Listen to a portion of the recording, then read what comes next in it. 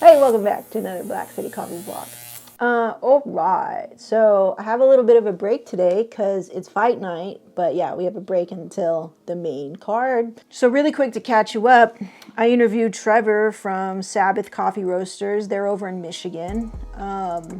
They are super brand new to being a cafe owner and roastery owner. They roast their own coffee. They're a very, very small business, under 20 employees.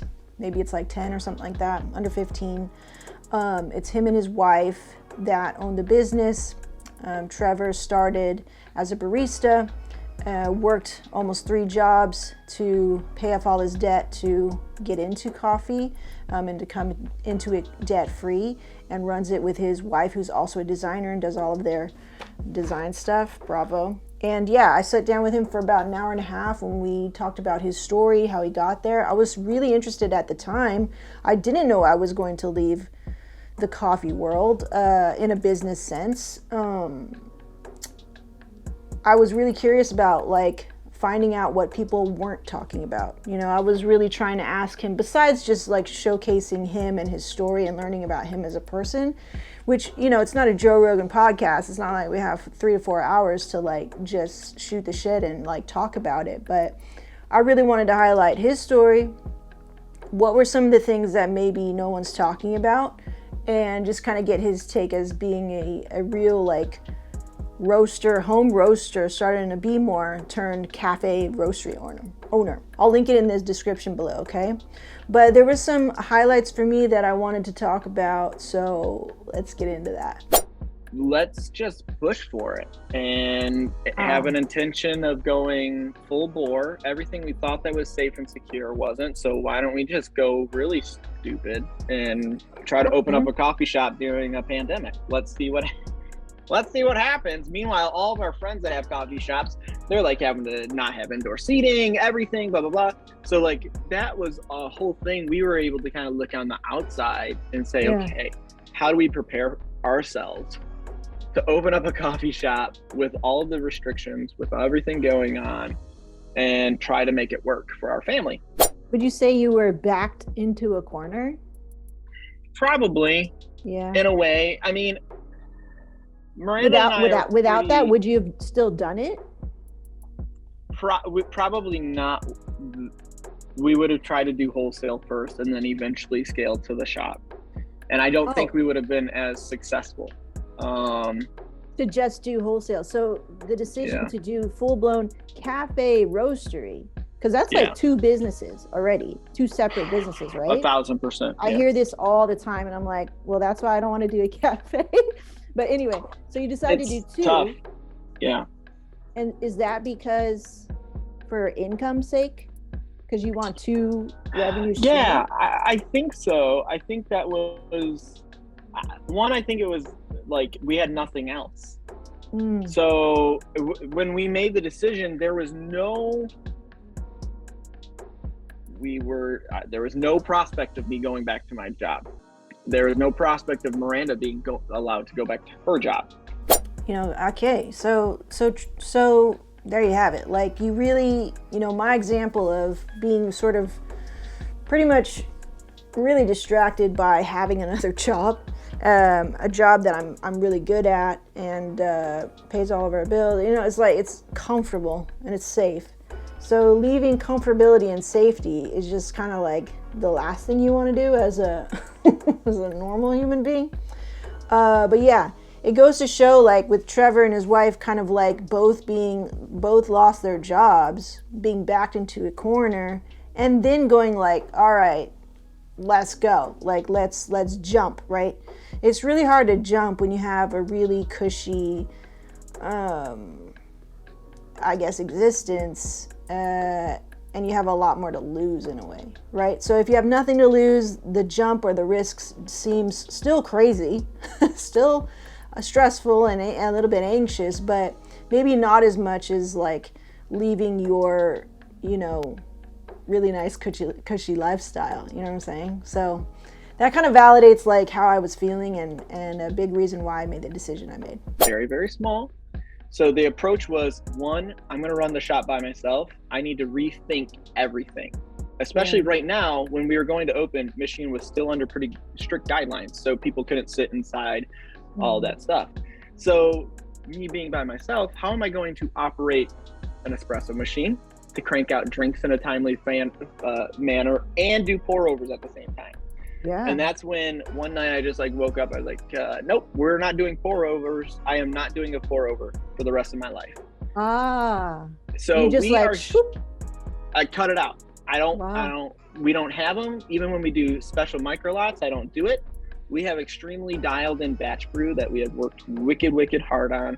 We have the special UFO 3D printed brew heads for our Curtis brewers. Like, we have worked more on our batch brew than anything, because we knew we were going to have customers who would come and be like, well, you're not doing pour overs, how are you a specialty shop?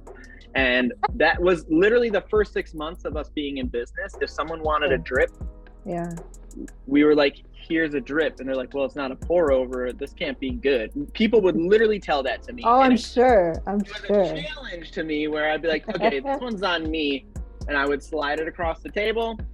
Wow. And it would be the best, because they'd take a sip and be like, oh, that's really good. This isn't a pour over. I'm like, no, it's not a pour over. It's called science. Okay, so this is really interesting, with him talking about, people not even trusting the fact that just because he doesn't sell or offer pour over, people automatically writing it off. This is silly. This goes into the roasting world, where if you don't have a perfectly downward sloping roast curve, some may automatically write off your roast as not even being good because the graph doesn't look good, because somebody said it wasn't good, which is kind of nonsense. It's not true all the time. What I think should be sort of touted and more, I guess, followed and tribed up on is the fact that, there are flavors in the cup that we should chase instead of curves. Chase flavors, not curves, is something that I kind of like, I had to retrain my mind, since I too, like Trevor, starting out with Rao's books, you seem so limited and almost you feel guilty. You feel not good enough. You feel undeserving reading that kind of textbook and trying to roast and learn from that, and always feeling like you're failing, and where it's really just not the case. I think Rao, meant really well and intended well, and this is not to bash him or anything like that. It's like he saw a need in the market of roasting where people were asking to be led, and that was his type of leadership. Now, that's one type of leadership or one type of style in terms of roasting. And what I think, Trevor has exhibited, and what I have tried to put here out on the channel and with my own experience, is that there is room for other styles of roasting, because in the end, it matters what is in the cup, right? So at the end of the day, what are you serving your customer? What are you serving yourself? A cup of coffee, not a roast curve. Roast curves, we can geek out upon, how many minutes in the middle, how many minutes at the end, what's the charge temp and all that stuff. We can geek out about that. But I think getting too lost in the weeds like that can make you kind of lose sight of the big picture, which I don't think Scott or Rao or any even followers of Rao or whatever, that sort of style of roasting, I don't think that they are excluding that the cup matters too. Obviously, that's pretty obvious, right? But again, I'm only speaking from my observation. So it goes to show you that what's in the cup is really matter. And for you home roasters, most of you are home roasters that watch me, like, that should make you feel a lot better about how you approach your roasting style. Know that you are developing your own roasting style, because you're the only one there at your roaster with all those particular variables that you have to deal with as a roaster, and to just feel more empowered. I think that's what I'm trying to like drive to is like, I want other people to also feel empowered, not feel like they have to go to a book or buy the next book or buy the next seminar from somebody just so they feel that they are validated in their roast, which is exactly what I did in the beginning, which I didn't think that was the best way. I think there's another way to go about roasting, which is to embrace your style of roasting. You can start from there. You can start with the standard, whatever that standard is for you, and then you can deviate from that standard based on your own situation and personal likes. Okay?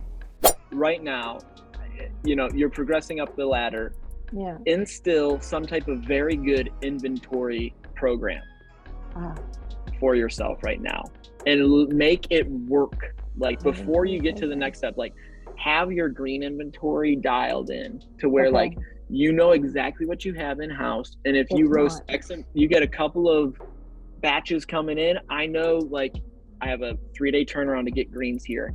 I would say some of the most stressful times is it's all unpredictable, right? We're a growing business, so we may get a brand new account in, and all of a sudden they're like, "Yeah, because they don't know." You try to advise them. You're like, "You are going to need 40 pounds of coffee." No way. Yeah. You're going to need 40 pounds of coffee, or you're going to be calling me at the end of the week, because we don't do minimums. I don't do minimums. Whatever you need. And sure enough, they need 40, 50 pounds of coffee, and they only put in 20 at the beginning of the week. Yeah. So there's like this. You can predict things, but then there's always the unpredictable. So like I know when I order my beans from Cafe Imports and I call my importer, who is a dear friend of mine now, and I'm like, I need it shipped out, and I better have the call in before noon or I'm in trouble. Yeah. I know it's a 2-day turnaround. I know it's 2 days unless there's bad weather. So it's like, figure out some type of great green inventory so you're not screaming, especially if you're using like a blend, like our Ritual, which is like, that is the foundation of our business. The Ritual blend has become like its life of its own, and it's like, it's constantly ordering coffee for that thing because we just go through so much, and I don't have a lot of places to put it. Yeah, green inventory is a struggle. You'll never have the space that you think you need. That's for sure. Just being creative. Okay. Green inventory. Yeah. So this one, I obviously like was really interested in hearing like, being in business for 10 plus years, I'm like, yeah, but what are the things that annoy you? Because I know that there's things that annoy me and things that I even hate at what I do. And everybody has them, okay? So it's not, it's very human, but I'm only hearing the good stuff. If I can help myself going into a career in coffee, I want to know what the bad stuff are, just to kind of get a good idea.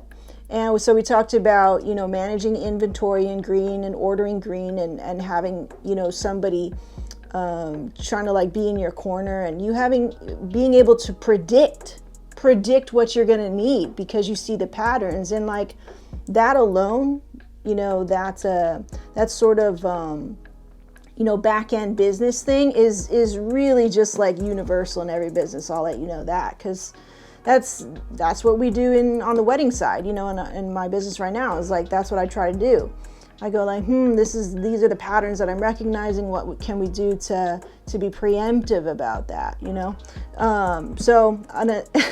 it's not the funnest thing to deal with, because it's a lot of kind of educated guesswork, but still guesswork, right? So it's still based in theory, and stuff like that. But yeah, it was just good to know. And also him sharing that. No, I think this is totally true. And it's something that I've been really trying to like focus in a little bit more on, is like not to stress. Because stress, what it does is it enables our mind. And for me, it's like this biggest like crippling notion in my brain, and it causes me not to function as well. On top of being a dad with lack of sleep and everything, and also trying to fit in some type of personal time. So I stay up way too late to begin with, and I'm up way too early. So there's no whatever. So I'm not highly functioning all the time. So I missed emails. I missed a giant order that was supposed to go out last week. Like, missed it. I just missed the email. trying to focus on not the problem, but the instant solution of, okay, I have the problem. Now, Trevor, don't go right to the problem that you always go to and like stress about the problem. Like Eeyore, go right to a solution. Try to be the solutioner before stressing too much, because most of the time the solution is there. You just have to focus for a half a second. You know, one of his big regrets is that he wished he didn't stress as much about stuff. And I'm like, man, that is so true. Like, I was so stressed out trying to manage two at the same time. Even from the very, very, very beginning, I stressed this to my husband, and I said, I'm not going to be 100% in KLV. You know that. I don't know if he couldn't really hear me and I wasn't really being clear. It was probably one of those things. Probably one of those like communication things. Like, I really want to do a good job for you, and I want to do everything you're asking me to do. But, like that. So a communication thing for sure. We're getting better at it. And then with him saying like, yeah, that he called himself out and said, I'm a worrier. I worry a lot about that stuff. And so now I kind of switch gears and I try to focus on the solution rather than the problem, which I really appreciated, because in my job right now, which I call myself a manager, like that's my role here, is I manage in between the technicians and the visionary, That's what I call my job, is I try to focus on solutions. I try to build bridges from this end to the other, from your needs to their needs, being employers and employees, being on both sides of the spectrum, like just really trying to like, as my Libra sign says, bring balance, So like, I really appreciated that. I really appreciated hearing that and getting that validation that how can we switch gears and focus more on the solution versus like ragging on the problem, worrying about the problem, over stressing about the problem, for sure, because we're like experts at that. We're experts at focusing on the problem and then like just letting that thorn fester in our sides for the longest time. We are freaking pros at that over here. So me walking away from coffee was just like, no, I'm not gonna put more arrows in my heart or more thorns in my side. I'm gonna take all that shit out and I'm gonna focus on this one thing, boundaries. Healthy boundaries. Even though the idea of, ooh, cafe, ooh, roastery, but like, do we really want that? Anyway, okay, let it play. I think just like the struggle of trying to find that profile is sometimes the most irritating thing, but it also reinstills the need to cup from a roaster's perspective. Cupping is everything. You got to make time for it.